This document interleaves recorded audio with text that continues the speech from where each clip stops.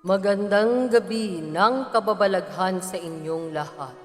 Ito pong muli si Elvira na nagbabalik muli sa inyo para sa ating kwentong katatakutan ngayong gabi. Ang kwento ko ngayon, gabi ay matutunghayan ninyo tungkol sa alamat ng vampira o aswang. At saan ba sila nagmula? Kayo ba ay naniniwala sa vampira o aswang?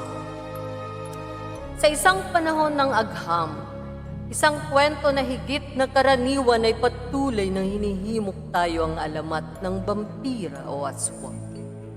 Sa wakas, ang mga sayantipiko ay naghuhukay ng mga vampira mula sa kanilang mga libingan upang tumingin ng mabuti. Mahaba ang kanilang pagtingin sa kanila at ang paghahanap nila ng katotohanan ay isang nakakagulat na katotohanan na bahagi sa sinaunang alamat. Ang katotohanan ay maaaring maging estranghero kaysa sa katang-isip lamang. Tunghayan natin ang dokumentaryo tungkol sa alamat ng vampira o aswang. At ito ay isinalaysay ni Eli Wallach noong 1996. Ang nilalaman ay lisensyado mula sa mga larawan ng bagong dominyon hanggang sa Little Dot Studio. Ngayong gabi ay matutunghayan ninyo kung paano nga ba nagsimula ang vampira o aswang sa ating mundo.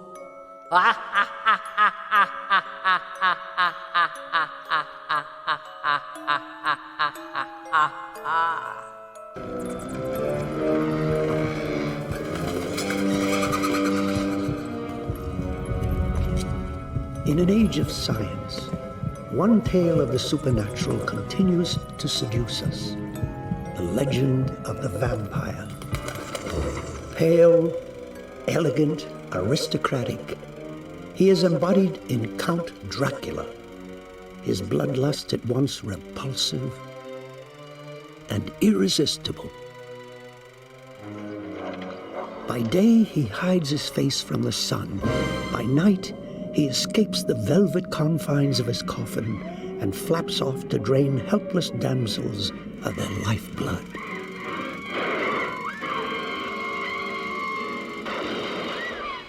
Are you all right, man? In graveyards and archives around the world, scholars discover the uneasy truth about vampires.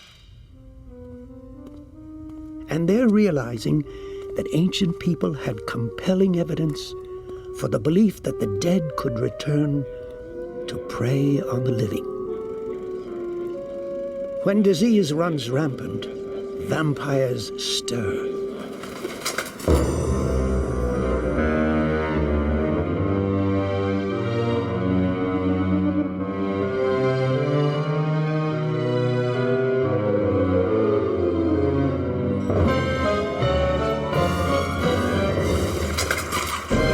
Nosferatu do not die like the bee when he stings once. He is only stronger, and being stronger, have yet more power to work evil. This vampire which is amongst us is of himself so strong in person as 20 men. He is of cunning more than mortal, for his cunning be the growth of ages. He can direct the elements, the storm, the fog, the thunder. He can command all meaner things, the rat and the wolf. He can grow and become small, and he can at times vanish and become unknown. How then are we to begin our strike against him? So wrote Bram Stoker in his 1897 novel, Dracula.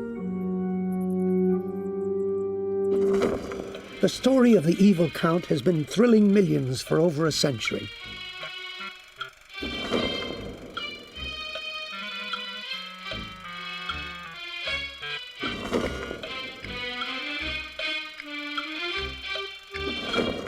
It has spawned some 200 films, all in very much the same vein.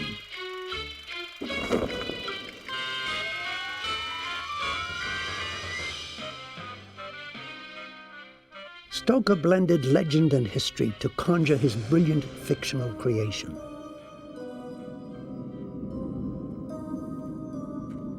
But to discover what new light science and history can shed on vampires, one should do one's best to forget about Bram Stoker's count for the moment. Historians, folklorists, and scientists who pursue the real story of vampires agree. Fact is more compelling than fiction. But they find themselves pursuing very different paths.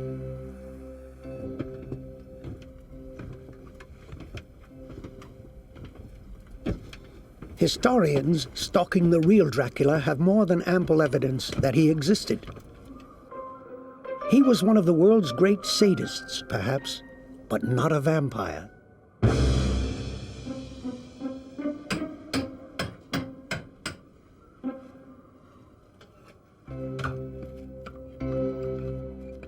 Folklorists on the trail of vampires are finding that, for as long as human memory stretches, people have been going to extraordinary and gruesome lengths to make sure the undead stay in their graves. And archaeologists sometimes dig up evidence as well, like this 200-year-old corpse excavated on the Greek isle of Lesbos. 8 stakes have been driven through its neck and groin.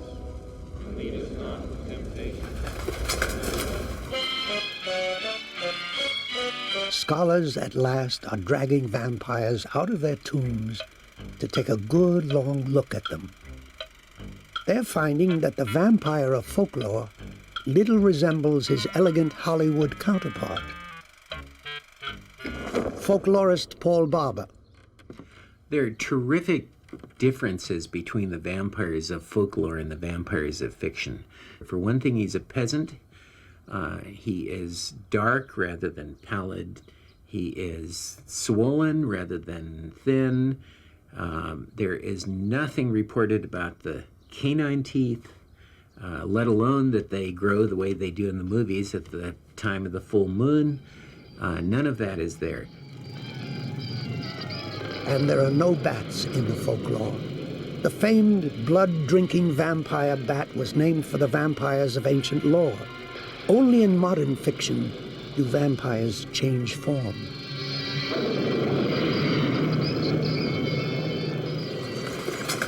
So if you go looking for vampires, you won't find light-fearing, bat-loving, caped aristocrats who are long in the tooth. Sometimes vampires don't even drink blood.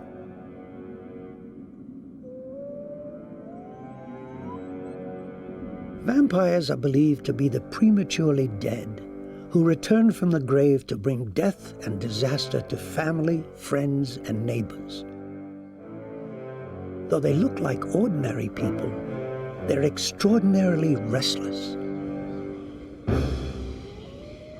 Peace comes to the vampire only when its corpse suffers any one of 1,000 gruesome mutilations.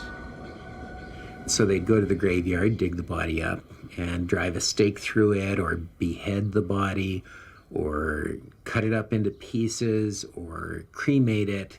There are any number of ways of dealing with vampires. The only one that shows up in fiction is driving a stake through it.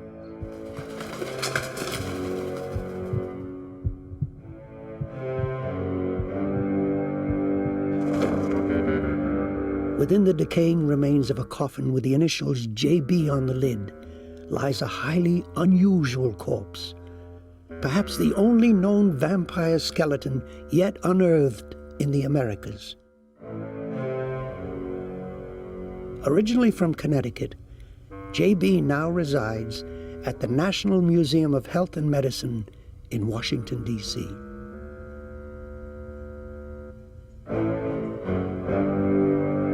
His sorry remains came to light in 1990, when a forgotten cemetery in Griswold, Connecticut, began eroding out of a gravel pit.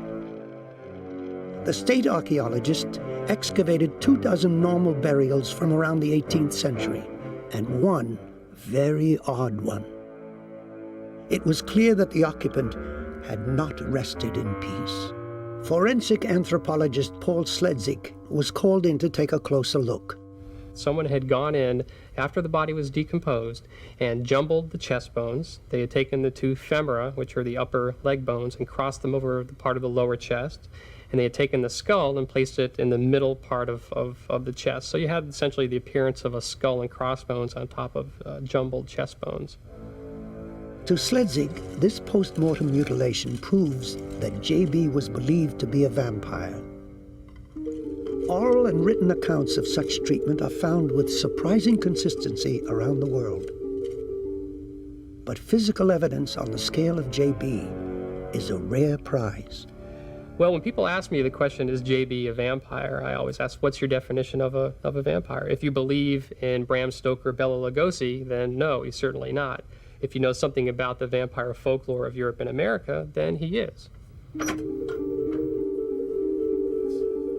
Sledzik's colleague, Rhode Island state folklorist Michael Bell, has studied the American vampire tradition.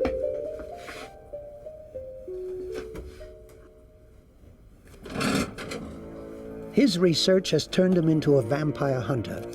But unlike his fictitious colleague of Dracula fame, Dr. Van Helsing, Michael Bell tracks his vampires in town halls and libraries, leafing through dusty tomes and turning up tragic and outwardly unbelievable stories.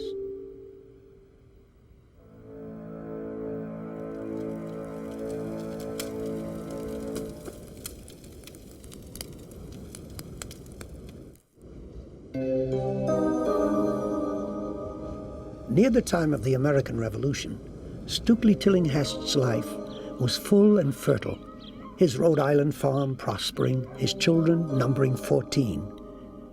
But then came the dream, the one in which half of his orchard withered and died. Then his children began dying. Daughter Sarah, 19 and beautiful, was the first to go. Then, one by one, 5 others fell ill and died. Another languished. The last 3 had told Stukely Tillinghast a ghastly thing before dying. At night, Sarah returned and pressed her hands against them as they slept.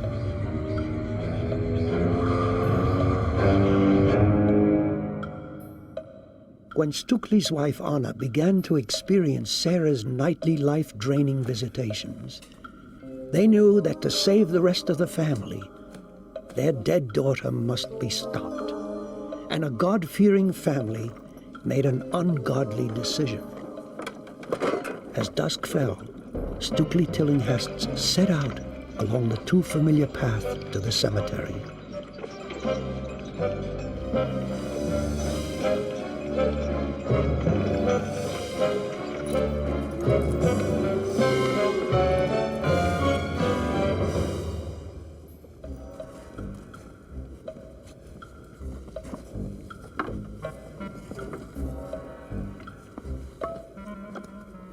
By light of day, Stukely had already buried 6 of his children. Under cover of darkness, he dug them up again, one by one.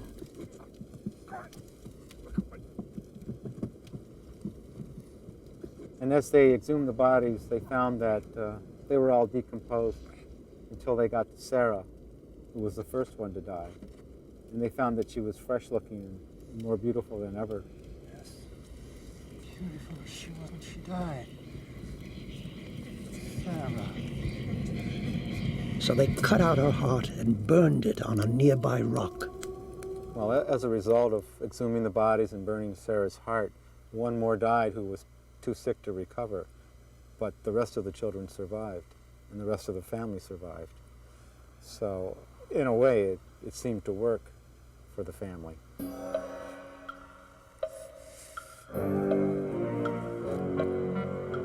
The account of the Tillinghast tragedy was not written down until almost 100 years after the American Revolution, and it seemed like a dreadful fairy tale. Bell decided to see if he could track down the family historically. And I found the records that show that Sarah Tillinghast did die of consumption, but she died in 1799, not around the time of the Revolution. and also that a total of 4 of the youngest 5 children died, not 7. But of course it makes a much better story when you have a dream that half your orchard dies and then half your children die. Bell has discovered more than a dozen such sorrowful tales in New England's oral and written history. Tales of families compelled to stop waves of death by digging up loved ones and mutilating them. As a folklorist, you could call me a vampire hunter when I stumble on a practice like this that we're talking about now. But I'm not the kind of vampire hunter that you might think of from Bram Stoker's novel Dracula, Dr. Van Helsing, who did all of his work either in bedrooms warding off vampires or in tombs looking for vampires.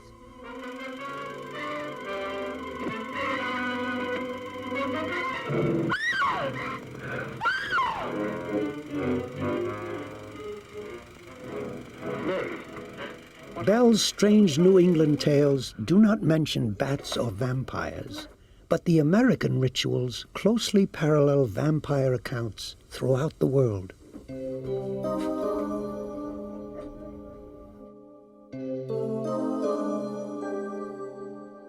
The word vampire has its roots in the Hungarian word vampir, and the phenomenon has its cousins all over Eastern Europe and the Balkans.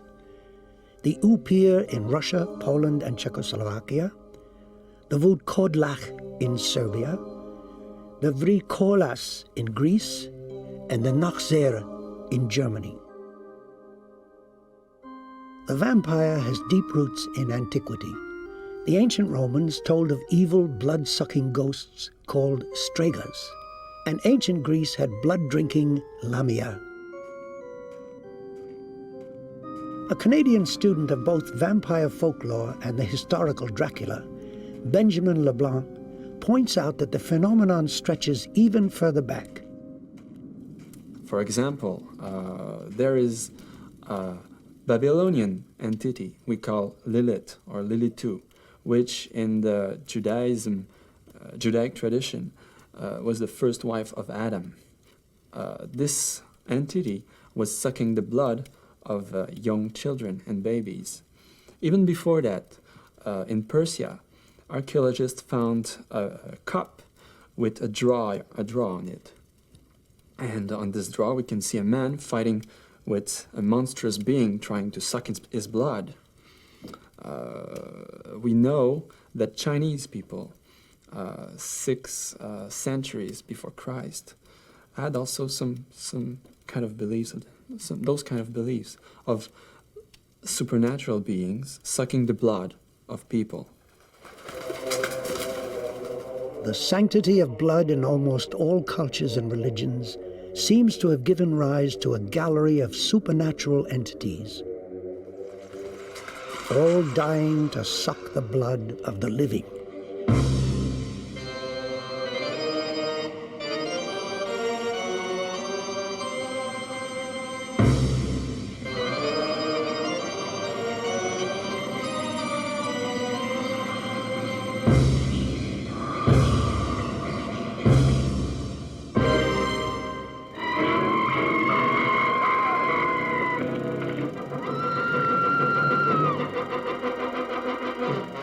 In fiction, the vampire lovingly sinks his teeth into the neck of his victim. In European folklore, however, the vampire bites the person somewhere on the chest, usually over the area of the heart. The ways of dispatching the vampire vary from place to place. The stake through the heart is traditional throughout Eastern Europe, but sometimes cutting out the heart and burning it, or burning the entire corpse or skeleton, were the methods of choice. Vampires were sometimes buried face down, with a stake wedged between the lid and the chest, or a sickle blade over the neck. In Germany, some vampires might be buried with a net of thousands of knots, for vampires could not resist untying knots and would be kept busy in the grave for eternity. The question remains, why have people continued to believe in the life of the undead.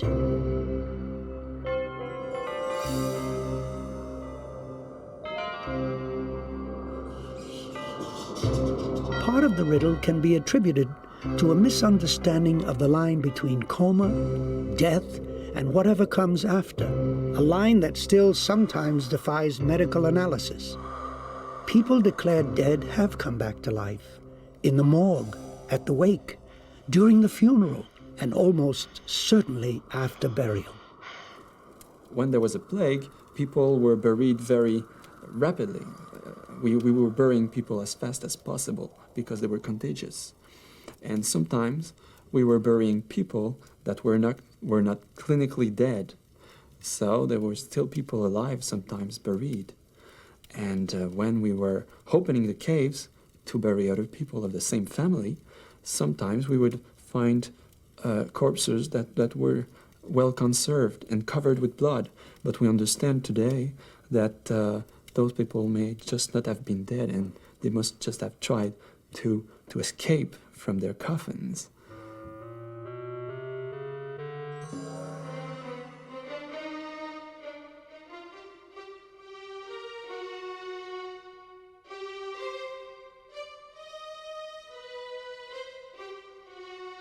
Sometimes the dead are restless. Constricting muscles in a new corpse can make the body stir or even sit up, causing great consternation among witnesses.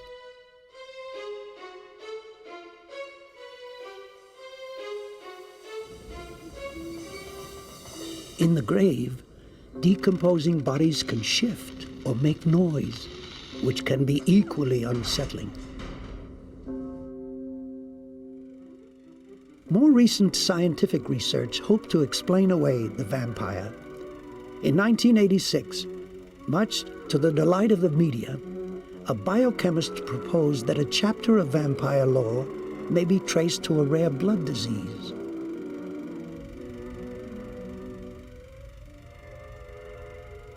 There was a theory a few years ago that a disease called porphyria, which affects people, causing their skin to turn a bit whitish than it would normally appear, bloodshot eyes.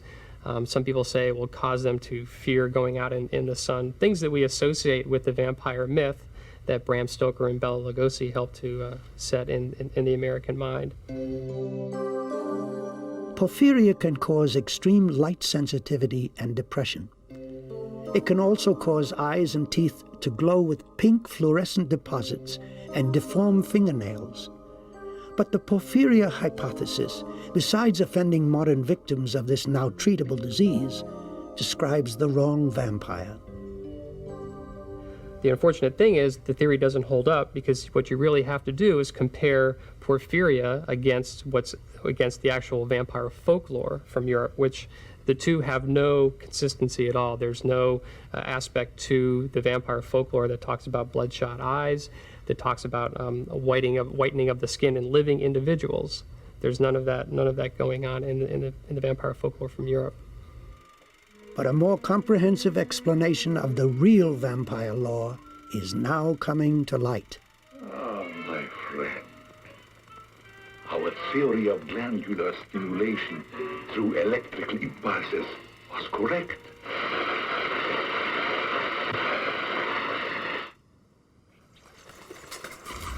In the early 1730s, a group of Austrian medical officers reported witnessing a vampire execution in the Serbian village of Medvedja. A rash of mysterious deaths in the village were being blamed on Arnold Powell, a man who had been dead for years. The villagers decided to dig him up. To the surprise of the medical officers, it looked like the villagers had their man. When they unearthed his corpse, he just didn't look dead enough. In their report, the medical officers described the event in detail. They found that he was quite complete and undecayed, and that fresh blood had flowed from his eyes, nose, mouth, and ears, that the old nails on the hands and feet, along with the skin, had fallen off, and that new ones had grown. And since they saw from this that he was a true vampire, they drove a stake through his heart, according to their custom, whereby he gave an audible groan and bled copiously. Dozens of such accounts survive from Eastern Europe in the 1700s. Folklorists and historians have long agreed that these documents provide a fascinating glimpse into the superstitions of the time. But Paul Barber sees something more. When I first started studying these documents, one of the things that kept me from taking them seriously was that very often they told about how they got the body dug up and they drove a stake into it and the body came to life and groaned. And whatever else I was willing to believe, I wasn't willing to believe that a body that had been in a grave for a month had come to life and groaned because somebody drove a stake into it. One day I started realizing that I'd really never myself dug up a body and driven a stake into it. And I started to wonder what would happen. And so I went to various medical examiners and asked them, and they said it would groan. But what about the other outrageous details of these vampire killer accounts? Can a dead body get fatter, its lips glistening with fresh blood? Can it grow new skin and nails? Or remain undecayed months or years after burial? For Paul Sledzik, the gory details of the vampire accounts are close to home. The particular interesting features that I've found in reading them are aspects of fingernails growing after death, new skin appearing, hair growing, teeth appearing as though they've become whiter and longer, things like that. And in a decompositional frame of mind, if you look at those things, what you're actually seeing are the tissues beginning to recede. It gives the appearance as though the nails and the hair are growing. The new skin is actually just the old skin sloughing away and a new kind of fresh skin appearance to the skin underneath. During decomposition, the body grows fatter and gases in the lungs could force blood out of the mouth. Thus, at night, by the light of torches, a decaying corpse would appear almost exactly as the vampire hunters reported. If we're told that they dug up a body and it turned out to be a vampire, that's a little hard to credit. So what happens is that you just throw out the whole account. It turns out the descriptions in these accounts are, and this is no exaggeration, they're clinically accurate. The interpretations of the events aren't our interpretations, namely that indicates that the body was sucking blood from the living. Ironically, Transylvania, the Romanian province that has become forever linked with vampires, is one of the places where the vampire did not always suck blood. A suspected vampire might be staked or decapitated, even if its mouth wasn't bloody. Romania got into the vampire lore mostly because of Bram Stoker. It's not that they don't have that lore there. In fact, they do. They just have a different version of it from, say, the Slavs and the Greeks. But when Bram Stoker put Dracula into Transylvania, this caused us to associate the vampire lore with Transylvania. In fact, the model, the character that he was borrowing the epithet Dracula from, was a character in Romanian history who was a prince, not a count. He was from Walachia rather than Transylvania, and he was never thought by the population to have anything to do with the vampire lore. So this was strictly something that Bram Stoker created. You can hardly blame him for that. He was writing a novel. He wasn't writing history. But it's a rare example of a novel that many of us have taken for history. Bram Stoker might be loved throughout the rest of the world, but in the homeland of the historical Dracula, Stoker's name and creation are universally seen as a blight on the reputation of a national hero.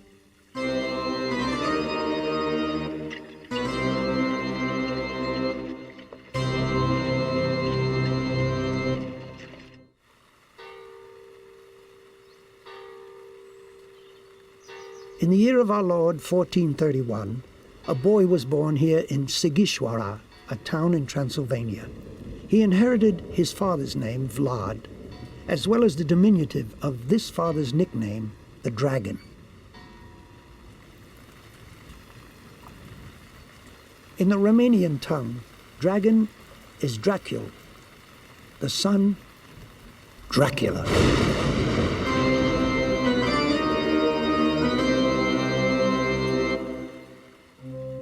True to his name, Vlad Dracula would grow up to be not a vampire, but a ruler whose ruthlessness, it is said, made Machiavelli catch his breath in awe.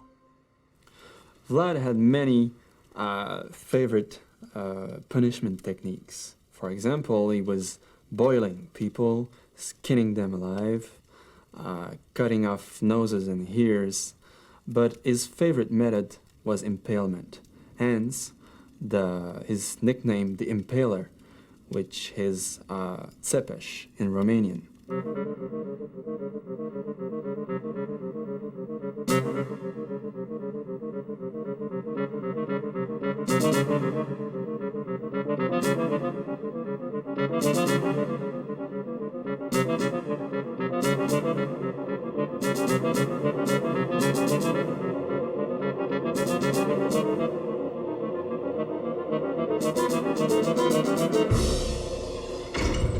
While a teenager, Vlad Dracula spent 6 painful years as a hostage to the Sultan in neighboring Turkey. His life was an insurance policy against Walachian aggression. His father, Vlad the Elder, ruled an uncomfortable buffer zone between the Turks' Ottoman Empire and Europe's terrified Christian one.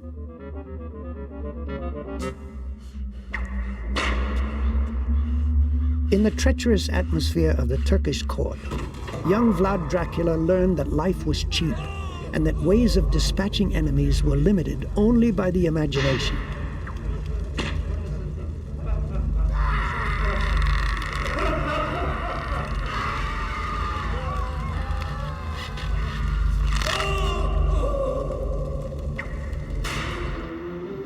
At 17, upon the assassination of his father and brother, Vlad was free to leave Turkey and eventually fought his way back to the throne of Walachia. Knowing that the local aristocracy, or boyars, had conspired in the death of his father and brother, he invited them to a great feast to celebrate Easter.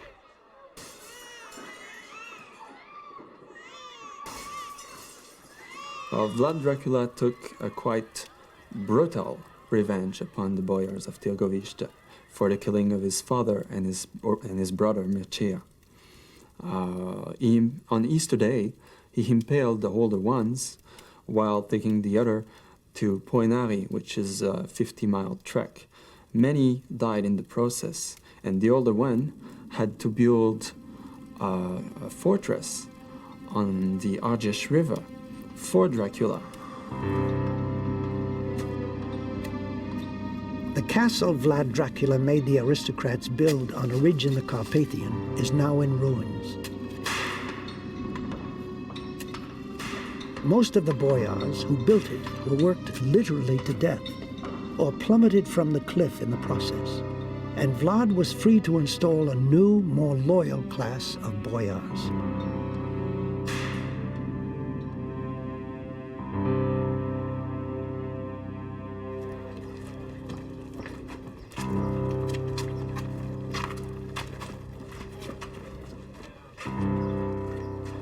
In one of his most infamous and best documented acts, Vlad Dracula built a banquet hall outside his capital of Târgoviște and invited all of the poor, old and infirm to a splendid banquet.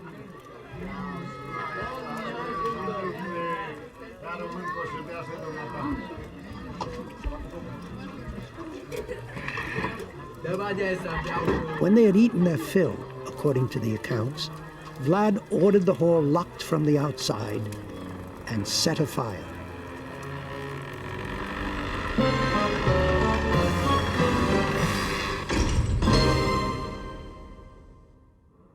According to historian Ionel Bauman, the guests invited to Vlad's banquet were not who they seemed to be. Din câte se cunoaște din scrierile care au rămas până acum, We know from documents of the time, and from those of Vlad the Impaler, that those so-called lame people were actually thieves. Those thieves, or robbers, had become a public danger and were threatening commercial trade, which was being developed in the country. Pentru că, bunul motiv, că îi puneau într-un real pericol activitatea comercială care se desfășura atunci în țara românească.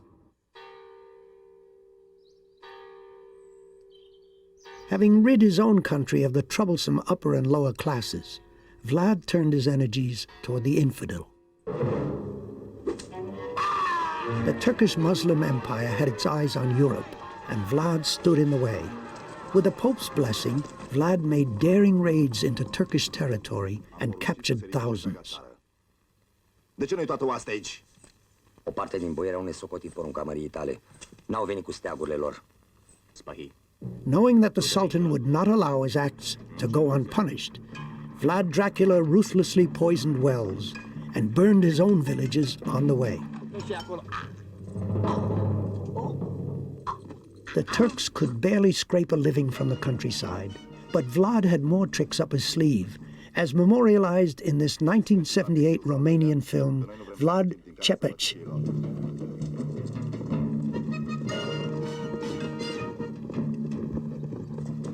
When the enormous Turkish army approached Târgoviște, bent on vengeance, they were greeted by a terrible sight.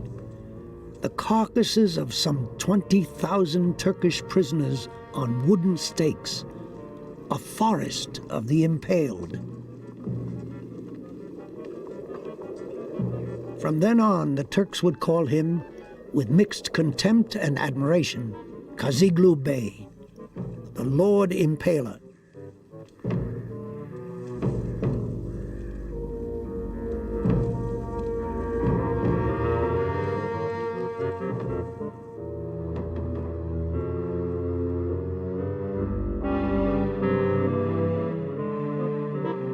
The news of Dracula's monstrous cruelty to his enemies and his countrymen was spread by monks traveling from Walachia to Central Europe. Dracula cut off noses, ears, and genitals. He decapitated people or nailed their hats to their heads. He supposedly ate human flesh and drank human blood, forcing others to dine with him. Into his prisoners' wounds he poured salt or honey, then let animals lick them, dispensing a most exquisite agony. Vlad Dracula's name took on a second meaning. Dracula the Dragon. Dracula the Devil. In the end, not even his European allies could stomach Vlad's excesses. He spent 12 years imprisoned in the castle of the King of Hungary. Later he was freed and reinstated to the throne of Walachia. But he was soon assassinated. Legend has it that his head was taken to the Sultan as proof the Impaler Prince was truly dead.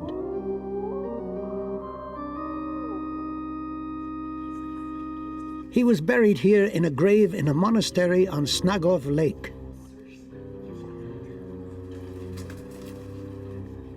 In the 1930s, archaeologists opened the grave in front of the altar and reported it empty. Today, vampire fans and Romanian tour brochures highlight this deliciously vampire-esque bit of trivia. But to the young monk who guards his grave, this is just scandal inflicted on Vlad's memory by the fiction of Bram Stoker. Vlad Tepes a fost în primul rând iubitor de patrie. Vlad the Impaler was primarily a man who loved his country and its people. A tras în țeapă A protector of the church and its ideals. pe trădătorii de neam He impaled justly those who betrayed his country. că a avut frică de Dumnezeu. Vlad the Impaler is buried in front of the holy altar. Da, este. Yes, his body is buried here.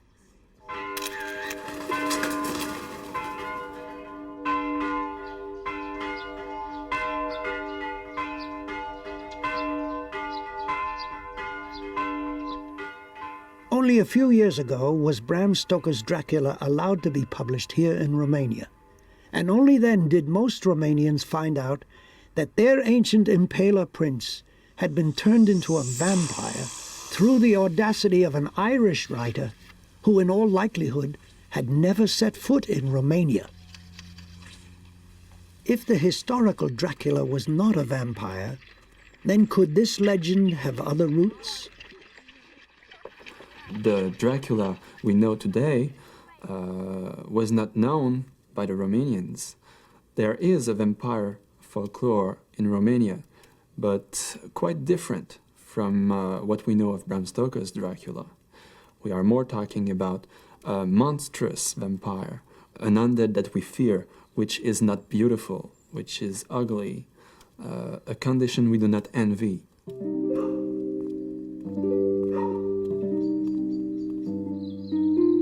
To the dismay of Romanian historians, the post-communist regime has welcomed the influx of tourists, clamoring to see the places where the vampire Count Dracula lived and ruled.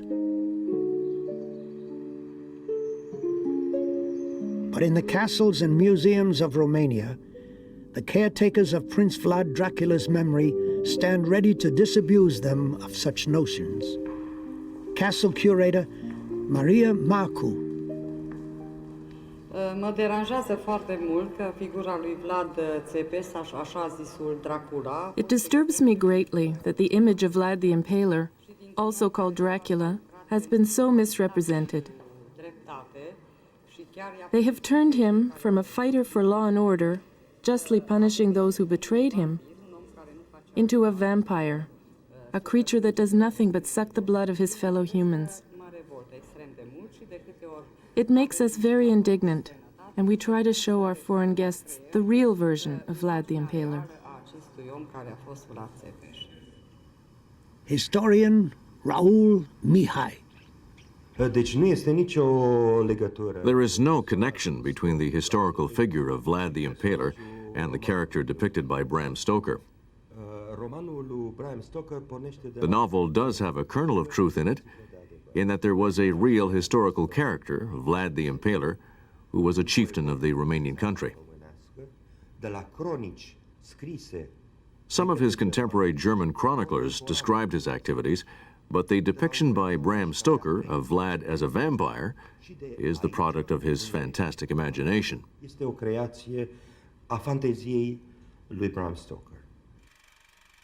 In the same decade that Bram Stoker's fantastic imagination brought to life the immortal fictional character of Dracula, America was burying the last of its real vampires.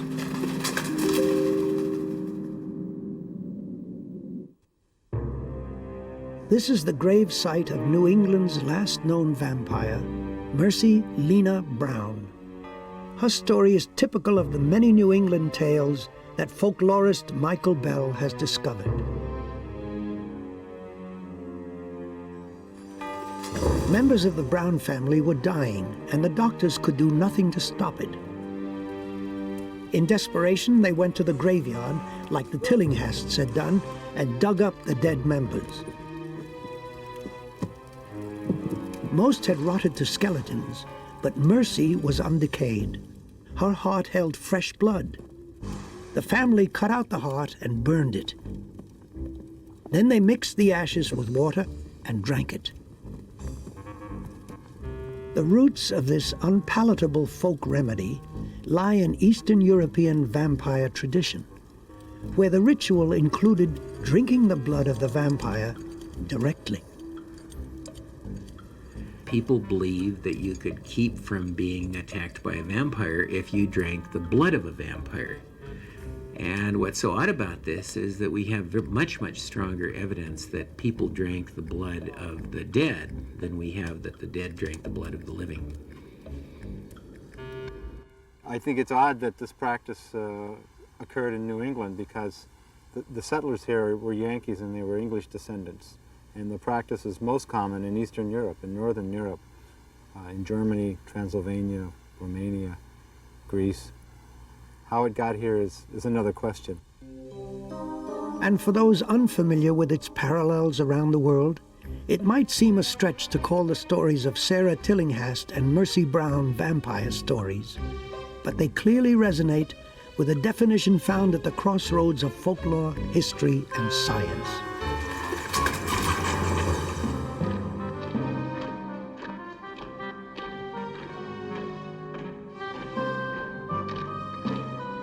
The grisly notion of vampires and the more gruesome methods for dispatching them have crossed cultural and political boundaries for ages, taking hold wherever they were introduced.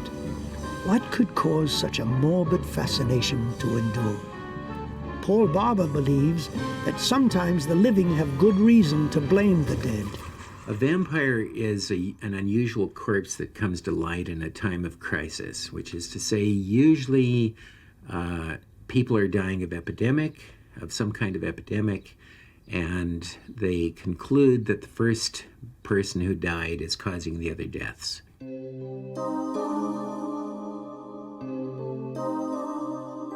In Europe, often the epidemic was pneumonic plague. But what was the disease that caused New Englanders to resort to such strange and awful medicine? The final clue is to be found back in Washington with the jumbled bones of J.B. The skull and crossbones position of his disrupted corpse mark him as someone people thought of as a vampire, and his rib cage marks him as a man with a disease that fits perfectly with the perceived symptoms of vampirism. But what's very distinctive about his skeleton is that he had suffered from tuberculosis during his life. And those lesions are observable right here near the articulation of the vertebrae, are these white lesions. These are very distinctive for tuberculosis. The common thread that ties all of these cases together is tuberculosis, because it's consumption that was killing people, and it was consumption that people didn't understand, and it was consumption that people wanted to stop. This still leaves the puzzle of J.B.'s skull and crossbones position. In most cases of vampirism in New England, it was a fresh corpse that was disinterred and disrupted, not a skeleton. Perhaps J.B. was just a local variation on the folklore. Perhaps the people involved in J.B.'s case had previously tried to kill his corpse, but the consumption continued to take victims. What's always struck me pretty strongly, especially from the New England tradition, is that you have fathers, brothers, daughters digging up the bodies of their mothers, sons, daughters, what have you. So to think that I could go in to the grave of my mother and remove her heart and burn it and drink the ashes as an antidote from some disease that I have is completely foreign. But what's very interesting about the whole tradition is it makes sense from their point of view. In the end, vampire folklore was not an outrageous phantasm of the illiterate imagination. It was an attempt to make sense of a terrible contagion, like tuberculosis in the US, pneumonic plague and other diseases around the world. As far as we know, Mercy Brown was the last of her kind. By the time her family had removed her heart, the modern understanding of disease transmission had banished vampires to the remotest parts of the globe. Just as vampires seemed doomed by the arrival of medical science, Bram Stoker's Dracula had become a worldwide bestseller. Vampires possessed the public once again.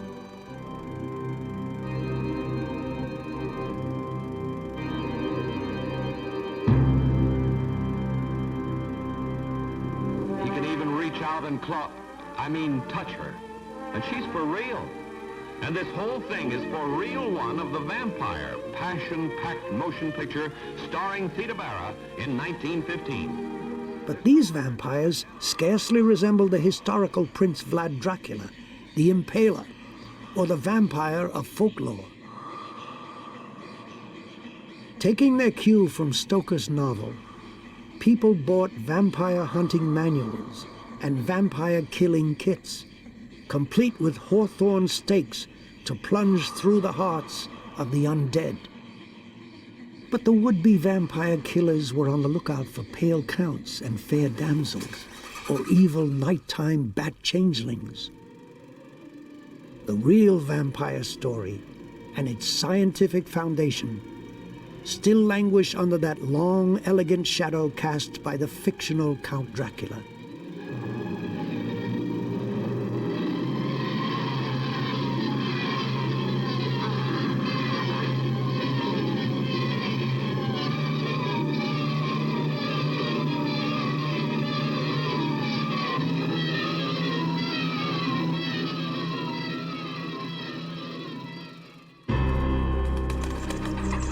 For some, Dracula may be the source of deadly inspiration.